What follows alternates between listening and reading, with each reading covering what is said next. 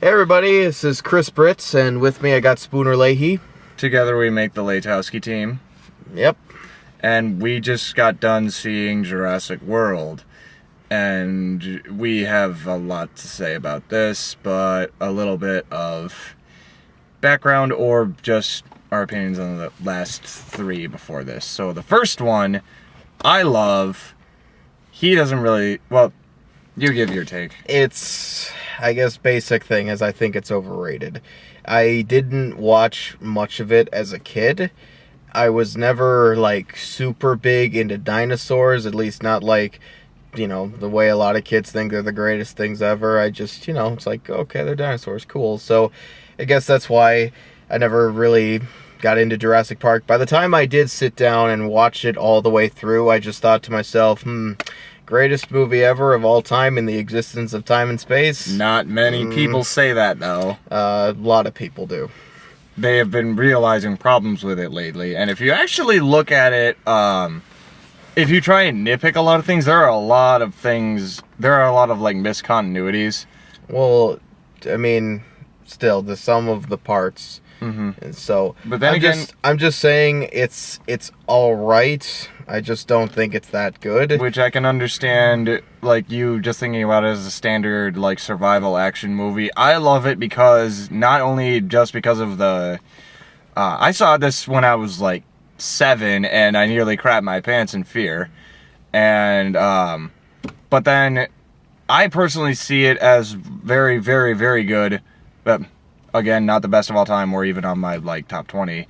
But I really like it because of the philosophy of the science versus nature. I even wrote a paper on this for one of my English classes in college. And I just love the, like, actual, like, smart people talk that they have even before the dinosaurs even come. I find it really intriguing. So, love it, overrated. The second one, Lost World. It's a piece of shit. Yeah, I barely remember it. And I mean, it's forgettable as an action movie, and as a, like, you know, science fiction kind of movie. It's even worse when you get down to the when it comes down to you're trying to force a PETA message in a movie about dinosaurs. yeah, It's so fucking dumb. The only part that I actually genuinely liked was, I think, what a lot of people like, the T-Rex rampaging through San Francisco at the end. That's cool. San Diego. So is it San Diego? San Diego. Oh, well, okay. Or in German, a whale's vagina. Well, It's from Anchorman. But okay. yeah, I have the same opinion about that. I saw it with the same people that I watched Jurassic Park with. The only part I remember from it was their chubby bald guy getting ripped in half by the two T-Rexes. But other than that, nothing. Not even the San Diego chase that much. And you know your movie is fucked when you have Jeff Goldblum as a lead and Vince Vaughn in a non-comedic role. Yeah, it's just a dumb movie. The third one, I actually enjoy it. Everybody else can't stand it. You probably have the same opinion as everyone else. You hold a gun to my head right now and tell me what happens in Jurassic Park 3, I couldn't tell you. And actually I was misled because I was told, I didn't even know a third one existed until like when I was 12 or 13. Because you remember Devin, right? Yeah, I do. He told me about it, and he was like, oh yeah, it's the best because the special effects are the best. I'm like, the effects are okay, but... The effects are as good as the other movies. See, that's the thing. Really, if you're watching these movies for special effects, you might as well just mute it and just... Or even then, fast forward through all the dialogue and everything and just watch the special effects. I liked the plot and characters in the first one. Yeah, you might as well mute it through Lost World. But I actually did not mind, Ow. Okay, someone's backing out in front of us. No, they're just unlocking their car. Okay. Yeah, just go through it. I like the third one because Grant's back in it. I still like him and him I in a suppose, leading yeah, role. he is better than Jeff Goldblum. By a mile. But even then, I don't think he really saves the movie. Well, he didn't really save. He didn't need to save it that much. It was just a standard search and rescue because of the parents hiring. Why can't we have this light? Hiring him and just trying to save their son. And for me, that if a story can be that simple and be able to just ride that out and not try and have any subplots, then it works for me. And I loved the kid in that movie too. I loved Eric. I thought he was actually really smart and like actually had a personality. I don't even remember a kid. Yeah, that's the whole point of the third one. William H. Macy and Téa Leoni hire Grant and his assistant, played by the funny voiced guy in Face Off, to go rescue their son from Isla How the hell Sorna. did his son even get there? He went parasailing.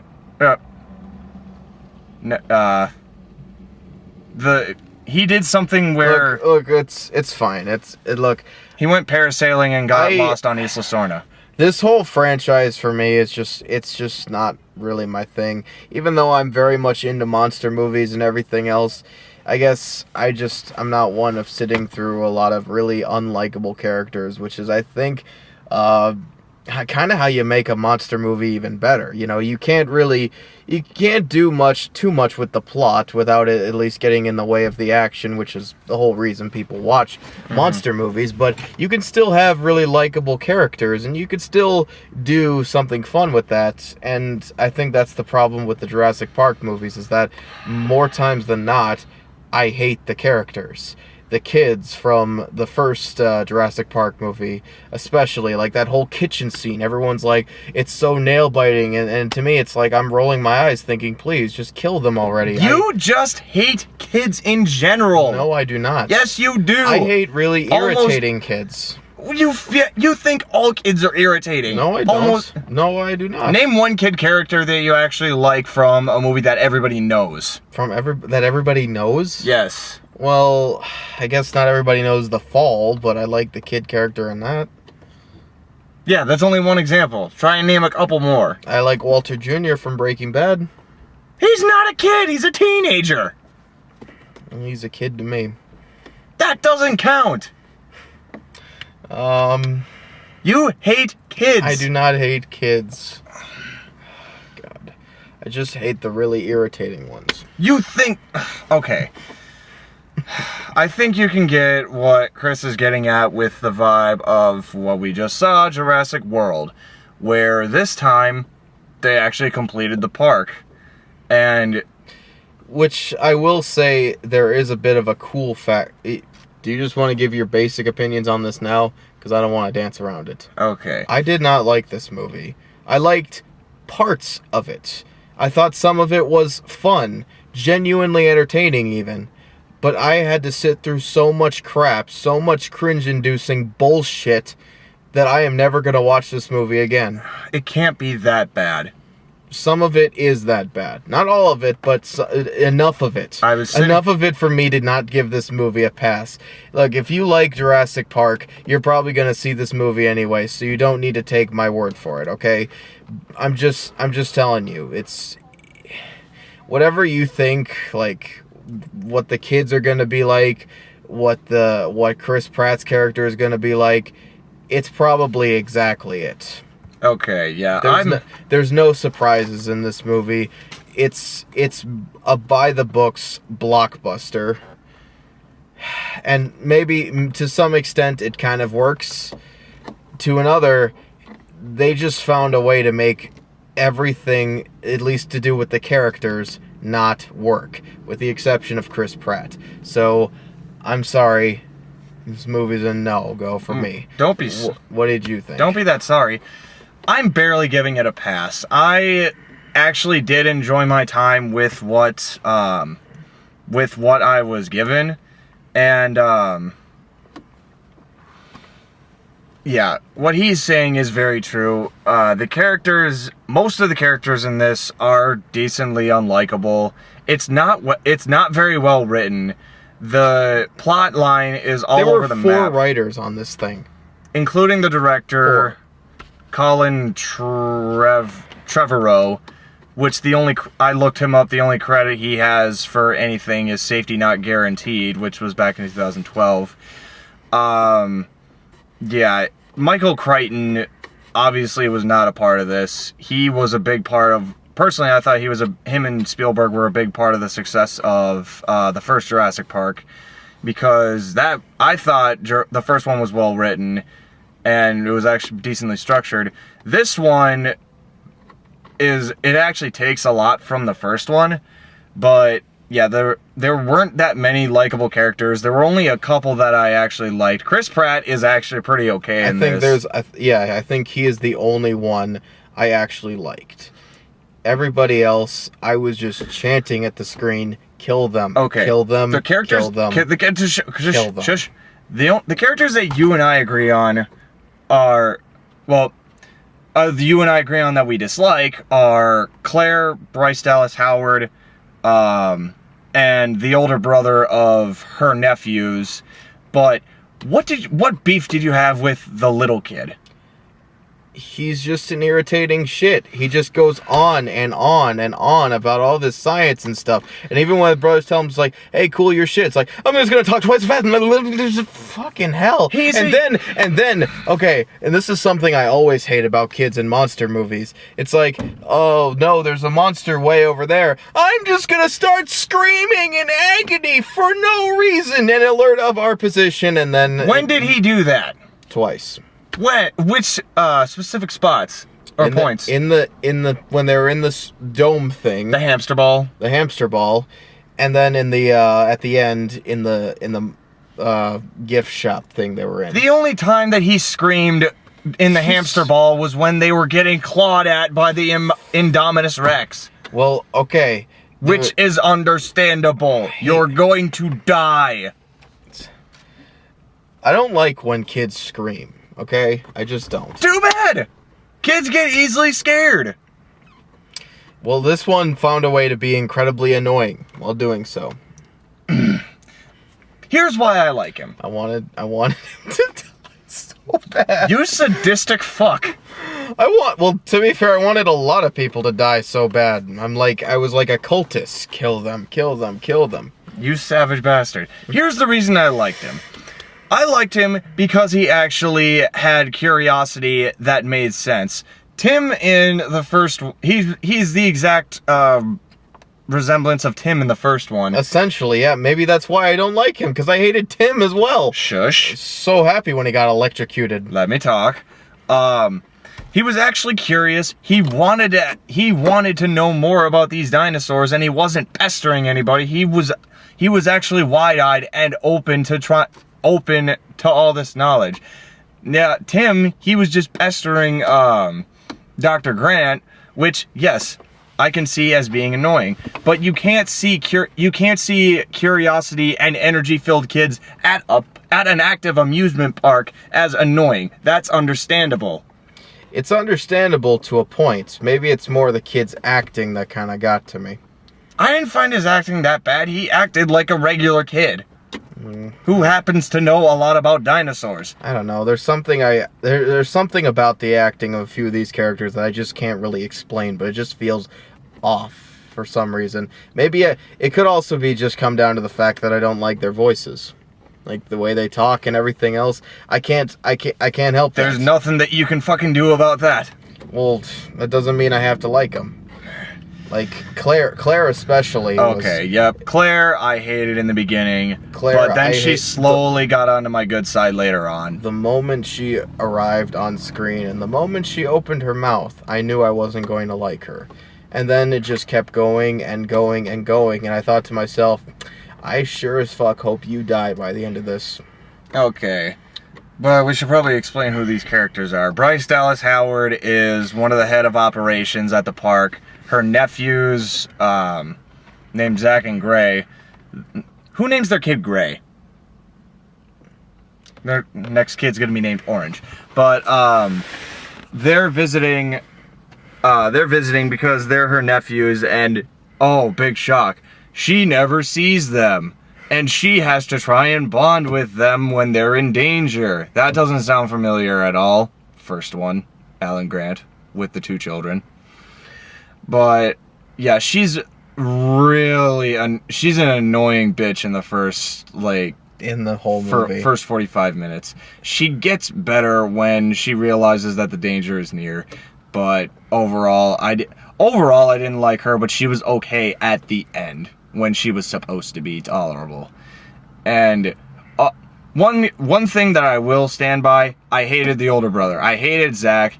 Just a complete asshole. He brings up divorce. He brings up freaking the benefits of divorce. Hold up a sec.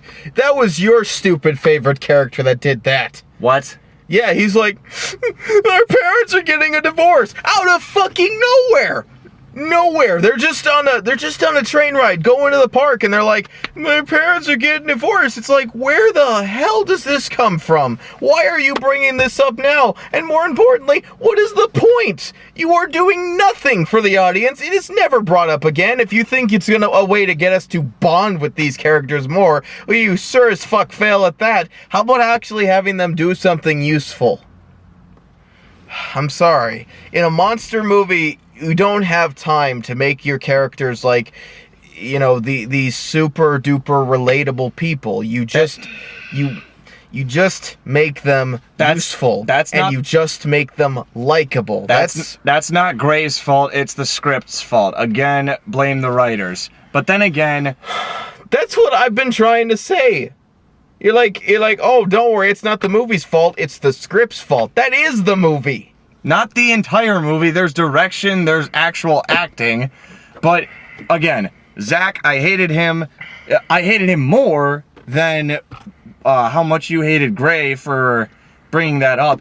Because of how he reacted to it. Oh yeah, you can get twice the amount of presents, 2 for Thanksgivings, 2 Christmases. How else are you supposed to react to it? You're stupid. Not be a complete fucking dick to your younger brother. I think bringing it up out of nowhere and then crying about it, making it especially awkward, is being kind of a dick, don't you think? You could at least try and lie and see if you can at least try and give your brother some sort of at least a little bit of comfort instead of just being a mindless robot not caring about anybody but yourself. You should have thrown him at the dinosaur.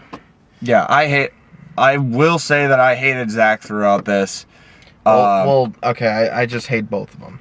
I think that part I can make clear. I like Gray. I hate Zach. Claire is annoying in the first part. But one character that I didn't like but kind of gave me a little bit of enjoyment because of how one thing that we're trying to point out is that these characters are stereotypes. All of them. They're archetypes of just a typical story.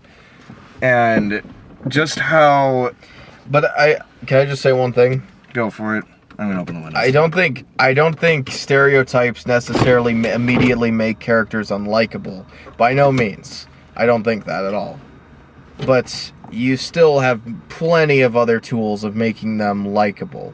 And the fact that something about all of them just did not click with me in this movie. And I couldn't stand him. Okay. But one character that obviously was way too stereotypical, but I could already tell that he was going to be the bad guy was Vincent D'Onofrio Hoskins. The D'Onofrio plays like, I don't even remember his position, but he knows Pratt, and he knows the work that Pratt is trying to do with controlling and relating with the raptors that he's bred. And big shock, he wants to use them for military service and for money purposes, possibly, but he doesn't directly say money. And they're slightly deadlier dogs.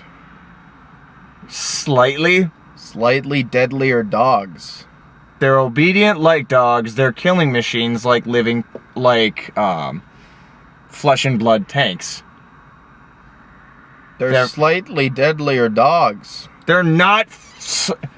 You know what I'm trying to say? They're not slightly. They are insanely deadly dogs. You can try and fuck with a dog and survive. You can't fuck with a raptor. No.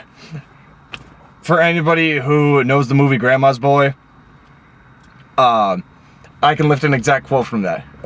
You ever heard of a dog? Dude, anybody can fuck with a dog. Nobody fucks with a raptor. Perfect. But that's actually one of the points I liked in this. Pratt and his raptors. That was one point that I thought was very intriguing. I thought it was an interesting subplot in order to try and deal with the containment of the Indominus Rex, and I thought it was actually, yeah. Oh yeah, we saw this with Chris's dad, who is also a fellow movie buff, but even he shot me down when I tried to say that that this actually has philosophy to it. It has artistic elements. It makes me rethink my life. No, not that deep. It's trying to. I thought it was trying to show something just slightly deeper than what was shown in front of us. You know how science was messing with nature in the first one? This is our attempt to control and be one with the nature that we've created. Which would be kind of interesting if it wasn't replaced with a sex joke. Oh yeah. Oh yeah, the comedy in this is bad. The comedy is so fucking cringeworthy. Like, you saw me, I was like slamming my head against the back of my seat. I could not stand it. I was facepalm. Every time the movie, like, the music went quiet and you knew there was going to be, like, a joke on the way, I just, like, no. God. You were smacking your head against the chairs. I was facepalming. Yeah. God. Oh, the worst one. What? Okay. One of the worst setups to a joke ever was near the end when everybody's trying to evacuate and there's one guy left in the control tower or control area, and he has this sort of friendly relationship with one of his female co-workers. He's like, one of us has to stay back. And goes in to kiss her. The music gets all dramatic and everything, and then silence is like, I have a boyfriend. I put both hands over my eyes because I just couldn't bear to watch any more of the rest of that scene. The worst joke for me was probably the fat security guard. And it's not just because I'm fat and I'm super offended by that. No, I can laugh at fat comedy. But here's the thing. Fat comedy is not just a person being fat. And that's literally all there was to this stupid joke. Is like this guy's a security guard for a dinosaur, which he's completely useless because the big dinosaur, the one that they advertise in the trailers. The new dinosaur, the Indominus Rex. Well, you probably pronounced it right, but I just wanted to say it clearly. Indominus Rex. Okay. Well, all right. He's like, and they're trying to bring him out so somebody could see him, and it's like he's not coming out, and he's like, I don't know where he went. I'm fat, and I'm just gonna keep piling it in. And then when he comes out, he's running, and he's like, so fat, I can't run. It's like, are you fucking kidding me? Seriously, again, I can laugh at fat humor, but there is. Just having someone being fat there's a joke with no punchline. And it is stupid. And again, this happens in the very beginning of the movie. And it's like, when you set such a bad impression, it's like you've lost me. So, God, everything in this movie, just pretty much everything but the dinosaurs, which I suppose is a big thing because that is the selling point of this movie. Everything else is just, you know what it's like? It's basically sprinkles of gold in a pile of shit. It's like, are you really gonna dig through it to get them out just for like maybe $100 worth of value, or is it just gonna be like, you know what? I'll go to the jewelry store and find something better. In this case, I'll go online and watch a better movie. I'm sorry. Wow. I'm going on a rant, but I really can't express just how terrible a lot of things in this movie were, and the reason why is because this is again another of Age of Ultron and Guardians of the Galaxy situation where everybody in the world is praising to high heavens how amazing this movie is and how it's the greatest thing ever, and I'm just sitting here going, am I even watching the same movie? One of the reviews I read for this thing said something like, "This is one of the few blockbusters that remembers that characters are just as important as the action." And after seeing this movie, I want to find that guy and spit in his face. You lied to me, you piece of shit. So hostile. Keep ranting. Keep ranting? Okay.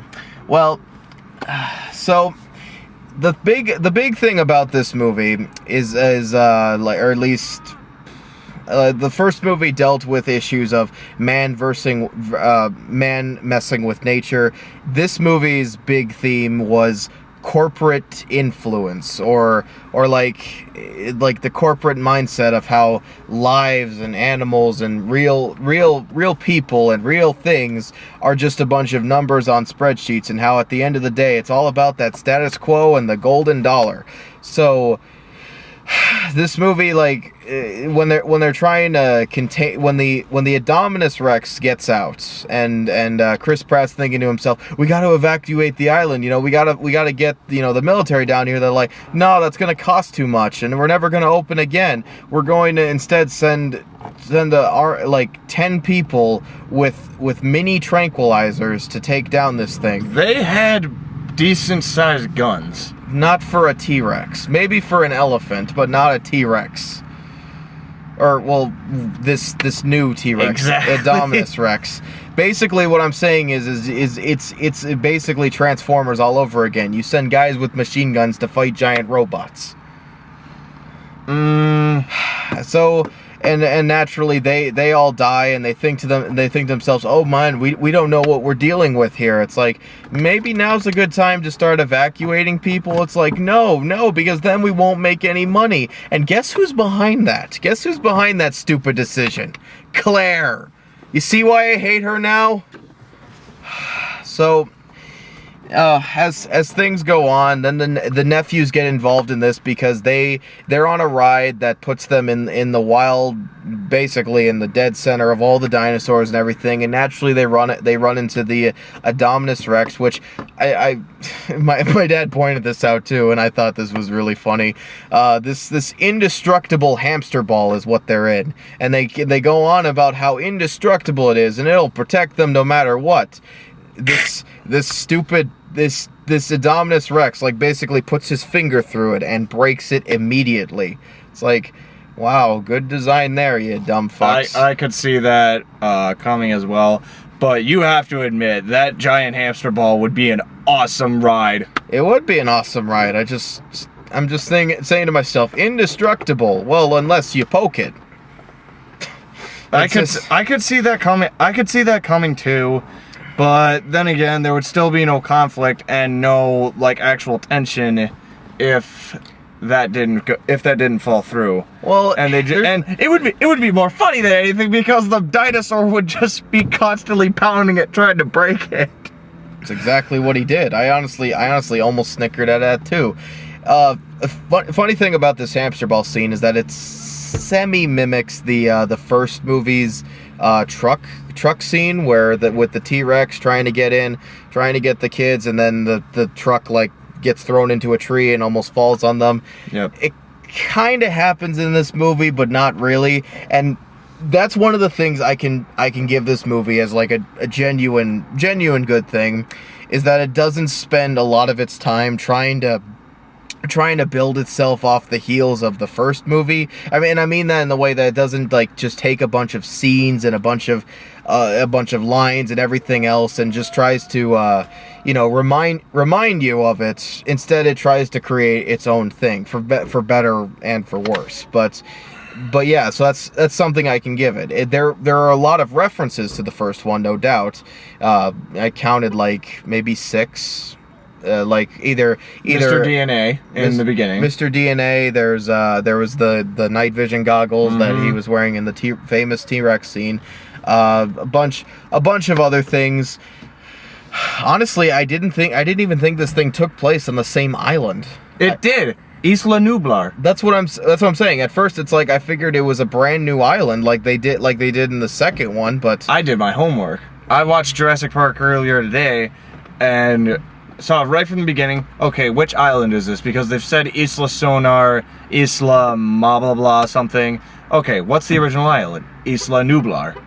That was the original island, and they're using the original island this time. But one thing that I hated is that they didn't actually go into how they made the park fully functional, because they took a whole movie to show how the park wasn't functional, but yet they don't give like 10 minutes at all to describe what they did for safety precautions, how they were able to get more funding for it, how they were able to keep everybody safe as well. What are you talking about? They very casually kind of brushed over how they did that. Yeah, brushed over. They didn't actually give time to fully say who made it possible, or what measures they took to try and contain everything, because the past two were describing how dangerous it was and how much of a failed experiment, and then poof! They made the park. I guess there's one negative that you and I can disagree on. I actually kind of like that it comes up more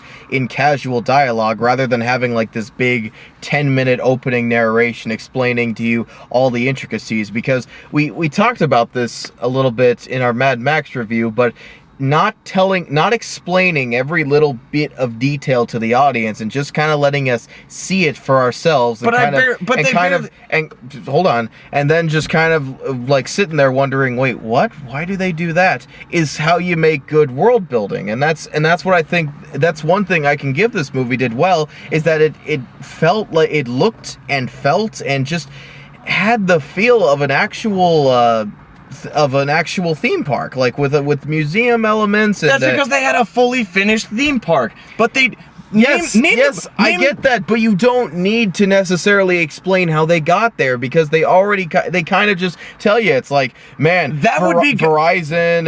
They like go name all these companies and stuff. It's like they might as well just be naming the dinosaurs themselves. It's like, so they got corporate involvement, and that's partly why they're on such a tight leash. Well, yeah, that shows how they got money put into it, but that still doesn't show what other details were made into this. Yeah, they got money.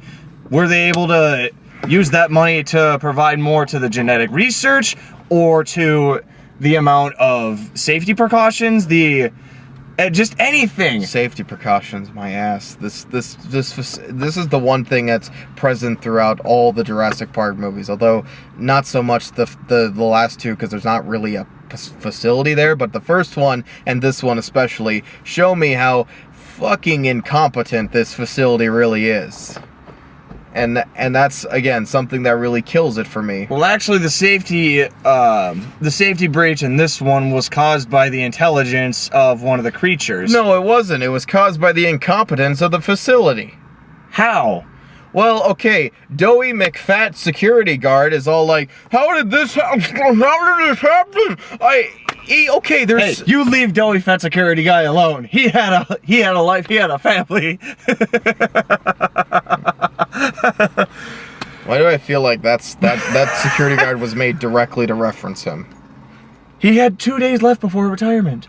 So, but when they've got like this big open area right next to the pen that lets you look directly into it. Well, one guy walks in and he turns right and he says, "Are those scratches always been there?" It's not just a random guy. It's Chris Pratt. So I'm thinking to myself. Well, I'm saying random in context of the movie. Yep. Where it's like, you have a security guard there. You think he would be on top of that. It's like, well, this dinosaur came over and he started scratching the walls, or he was trying to escape, and of course, nope, he was too busy eating. You have cameras all over this fucking facility. You see every little inch of this thing. You have thermals. You have everything. It specifically showed that the thermals weren't reading, and that's why he couldn't tell that anything was happening. Okay, but then why didn't you immediately go to their tracker? Why is it that it's like, we're gonna wait 10 minutes, then activate the tractor, only after we let the people in? Activate the tractor. Detractor. Okay. Well, yeah. So that's kind of that's my issue. Again, you think you would take all the fucking Keep going, but then I'm gonna bring up a point. You think you would take all the fucking precautions in the world, knowing that you are dealing with some of the most deadliest animals that have ever lived. Which relates to a theme from the first movie, which is the discipline and control of these great animals. And with the experts taking it for granted, they're still lacking the amount of discipline that's needed. There is no way you could have gotten this far into making an entire theme park if you thought to yourself, well, we're smarter than these animals, so they'll never escape. Oh, one escaped. Which is one thing that we both hate about Claire, is that she's very arrogant. Oh my god, it's like, we're just talking about an animal here. She's not gonna hurt anyone. Oh no, she hurt someone. Well, it's gonna cost too much to save him, so I'm just gonna let him keep killing until I see a little girl in a camera and think to herself, oh no, this thing might actually kill people. Fucking hate Claire. One of the good things about her, though. No, there is no good things about her. Sadist. She looks good. I don't care. But then again, it's the sexiest ones that always die. Haven't you watched Friday the 13th? What sexy people died in this? The assistant. Oh, the babysitter. Yep, yeah. The British assistant, which they try to give her a very ceremonious death, even though I could give two shits about her. Yep, she barely had it. She barely had any character or lines or anything. It's just quickly. It's like, wait, girl, kids, don't run, and then she gets picked up by a pterodactyl. She gets dropped from the pterodactyl, picked up by another one, and then dropped into the water where the largest predator that ever lived is in there. But then the fucking pterodactyl jumps in after her to, I don't know, fucking kamikaze itself right into the monster's mouth. The pterodactyl wanted her for himself. Well, I'm pretty sure it. Fucking hell, whatever. Yeah. Do we want to get into spoiler territory now? Is there any good thing? Are there any good things about this? I just said my good things. I like Chris Pratt's character. He's pretty cool. The dinosaur action scenes are pretty cool. Everything else, okay, then the other thing was the world building aspect. This actually looked and felt like an actual theme park, but then the downside to that is, how is it such an incompetent facility? And then there's all the other characters, the kids, Claire, just everybody. I hate the dialogue, I hate the humor, I hate so many people. I just want them all to be eaten by dinosaurs, and then that's the end. So you like the direction, you hate the writing. Well, sure, I guess. Because the direction takes care of all the direction takes care of most of the visuals and the world building. Okay.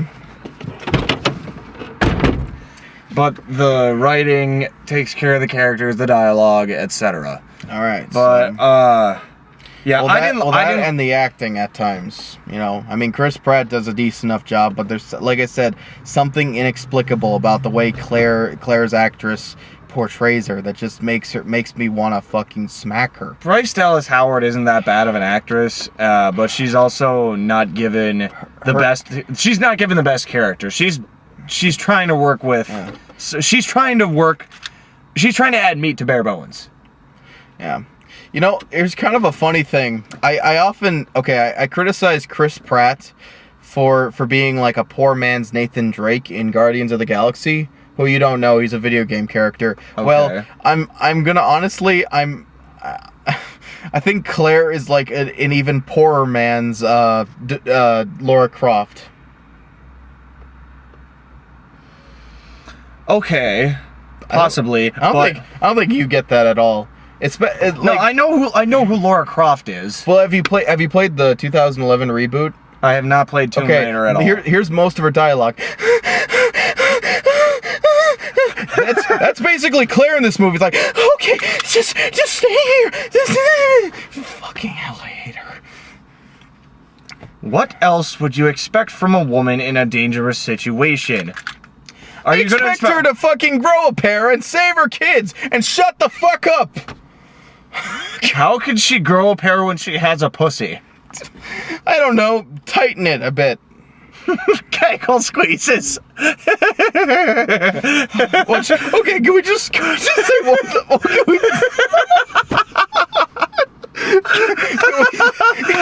Can we just say the one really funny thing about her?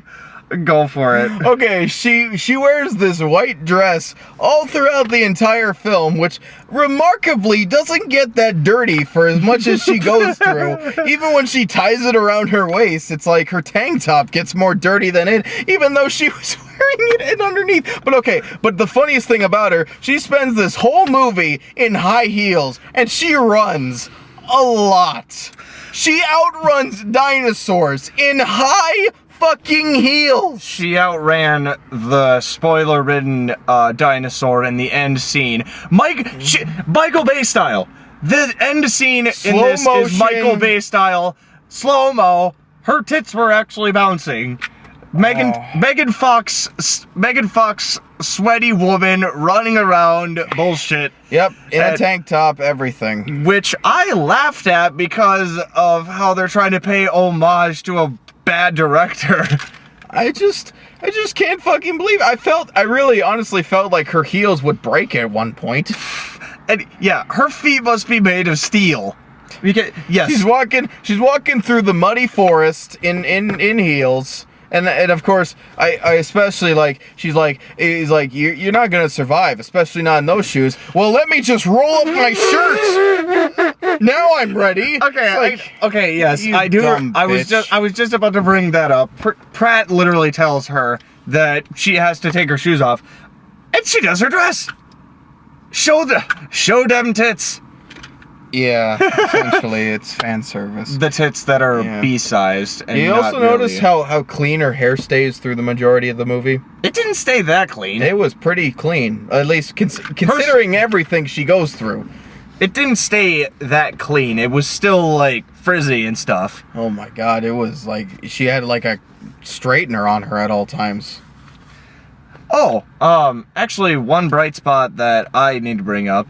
There is one character that I'm glad that they brought back, and that's Henry Wu, the head of genetic research from the first one. I thought he was from the first one. He is from the first one. He's the one who tells Malcolm. He's basically the one who's like, let's give the dinosaurs laser eyes. Wait, what? I'm saying it from a ridiculous perspective. He's the guy who makes these dinosaurs indestructible and super deadly, and he's like, well, we're just trying to make them more entertaining. Sorry if they kill all the people.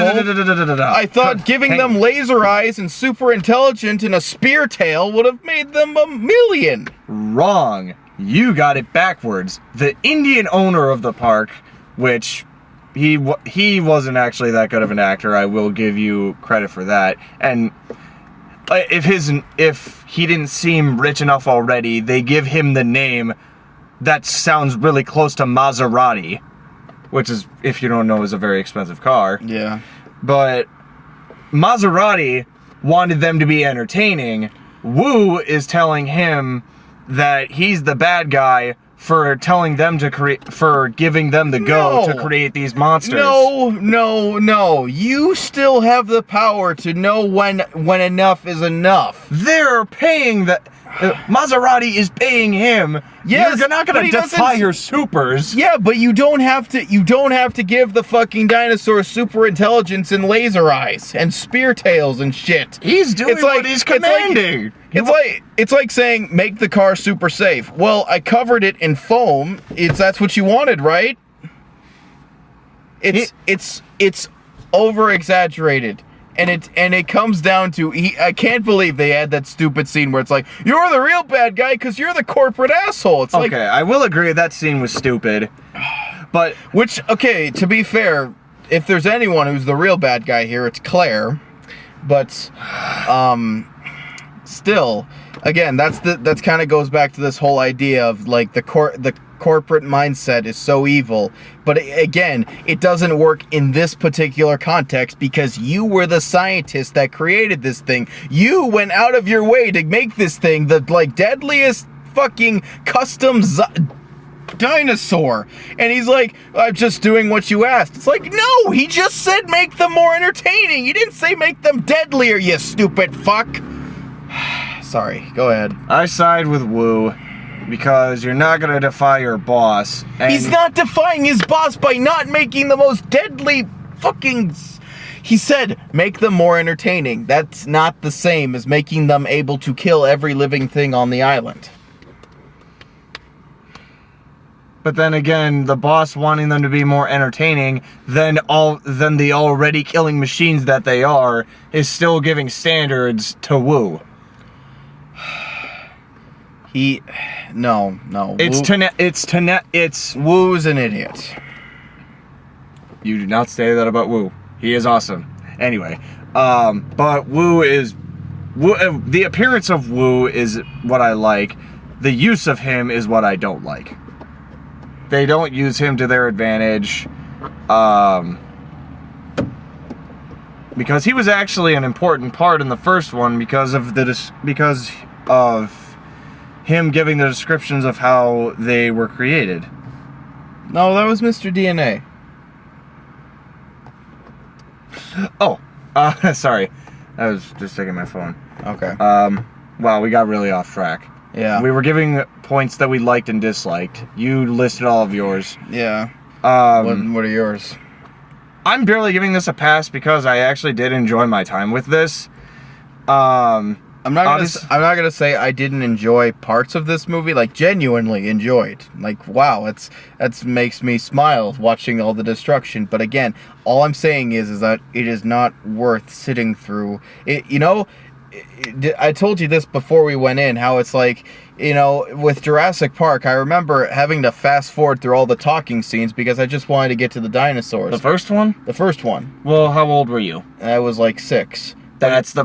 But here's the thing. I would do that with this movie. I mean, I'm not going to watch it again, but if I did, I'm going to fast forward through all the talking bits, the comedy, and everything else, and just going to get to the dinosaurs fighting. Oh, I'm going to make you watch this again. But yeah, loved the dinosaurs. The action was actually pretty decent. There's more monster fighting in this than Godzilla. Than the newest Godzilla. That's somewhat... And people are actually giving this the same... While you were ranting, I looked up on RT. Yeah. Critics aren't liking this that much. Only 70%. Which, I know you hate that kind of stuff, but I follow it. Audience 87%, but then again, the audiences will like anything. Robert Downey Jr. is in this movie. 10 out of 10. I don't even like... Even though he and I share the same birthday. Off topic. This is nowhere close to the first one. I love the first one. Obviously better than Lost World. I think it's on the same level as the third for me. Because where the scope of Jurassic Park 3 was smaller, but simpler, this one's bigger. The scope of this is bigger, but it's all over the map. But it's dumber. It is dumb in doses, and people can also say 3 is dumb in doses, but at least both of them left me satisfied. And the reason I was satisfied with this is because I was able to put most of the dumb characters. I was able to push them to the side, either that or laugh at them for how stereotypical they were. But the bad elements in this can be decently bad. There's no comedy in this for me at all. The jokes are bad. Some of the plot points you can find them from a mile away. Oh my god, the ending sequence. I mean, I'm not going to spoil it for you guys, but it is so goddamn obvious that it's it comes down to a point when a movie, when you're just waiting for something to happen, and by the time it comes, you're not like, yay, it finally happened. You're just like, finally. That's when a movie really loses me, like more so than it already did. Okay, I did not actually see the end fight coming a mile away. Which, okay, now we're getting into spoiler territory. Just to let you know, the T-Rex is let out of his cage and fights the Amadeus, whatever, Indominus. the Indominus Rex. Which okay, here's a huge contradiction here. They said the Indominus Rex was supposed to be bigger than a T-Rex. You can just call him the Beast Rex. Well, when the T-Rex comes out, they're the same size. I disagreed with that a little bit by saying the Beast Rex looked longer and it had bigger arms and bigger claws. The T-Rex just has a big head, big body, and tiny arms. They looked about the same size. Well, I'm saying this from a realistic perspective. They said they were supposed to be twice as big as a T-Rex. But the base genome is a T-Rex. Well, so they still have probably the same body outline. But then, of course, stupidly fun strikes when a raptor comes out of nowhere, which we assumed all the raptors have been killed off, but somehow one still lived, comes out of nowhere to help the T-Rex because naturally he's getting his ass kicked, and then he jumps on the Beast Rex and he's like biting his neck and everything, and then the T-Rex comes back from being ripped in the neck, which I'm really surprised it survived that, but then bites his neck and then pushes him up against the water, which then this is something again, you said, I didn't see that coming. I saw this coming a million miles away. I was waiting for it to happen. The largest predator who ever lives, the giant monster fish you've seen in the trailers, comes out, eats the Rex, pulls him back into the water. The end. Anyway, but we forgot to mention one of the main raptor that comes back. It's one of Pratt's raptors. He has 4 raptors in this movie that he's bred and trained. Well, they're the only raptors in this movie, or his raptors. Right. Yeah, Pratt's raptors, which is another thing that I actually really liked. And Pratt in general, he was great in this, and your dad described him as Indiana Jones. Yeah, that's pretty accurate, and again, he's the only character I genuinely liked and wanted to see him live. But back to the end scene.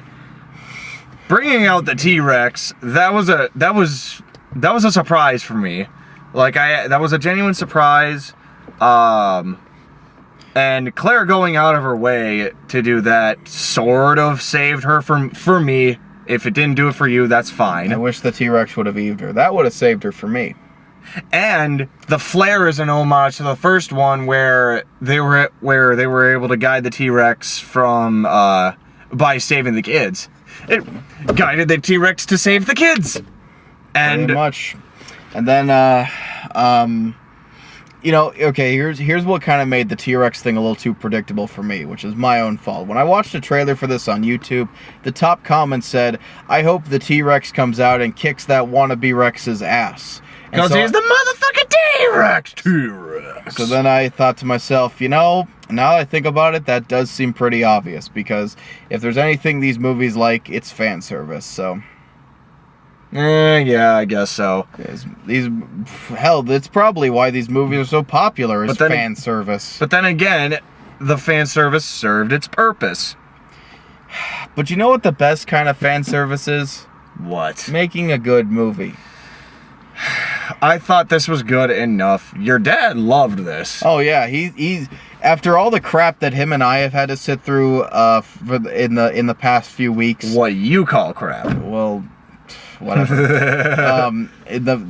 He's like, this has by far been the most fun, and he's like, it's just a popcorn movie, That's just sit back and enjoy. It's like, I could, but again, a popcorn movie still needs likable characters. That's just my thing, Again, not everything has to be super original. You can have stereotypes in there. You can have a bit of lazy writing, but you need to at least still get me it's slightly bit emotionally invested. Make me want to see them live. That's all I'm asking.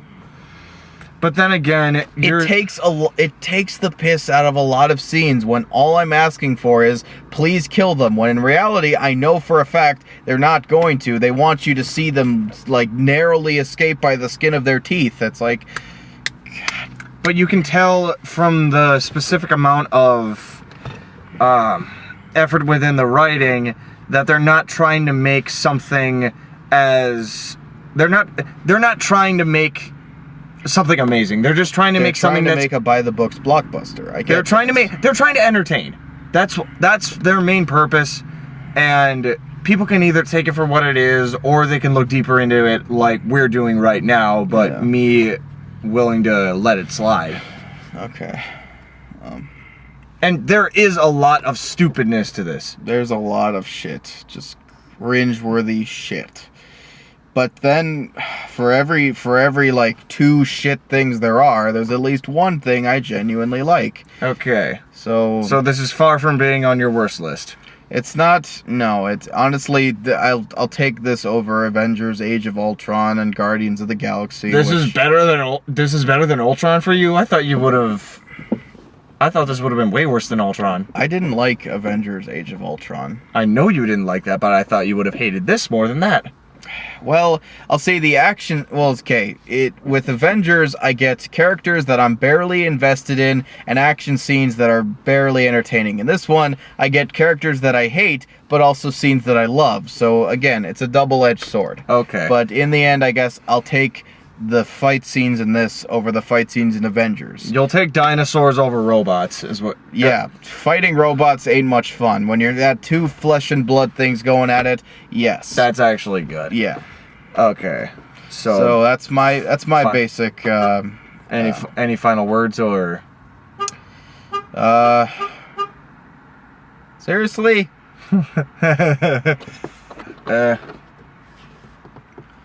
Yeah, not really. I don't really like it, but then again, I'm not big into the Jurassic Park franchise as a whole. You guys, Oh, there's Ryan Hainsey. Oh, nice. I would like this a lot more if it didn't have the Jurassic name on it. I love the first one, and enjoy elements. I enjoy the third one, but for what it is, I actually thought it was okay. I actually enjoyed my time. It was entertaining enough.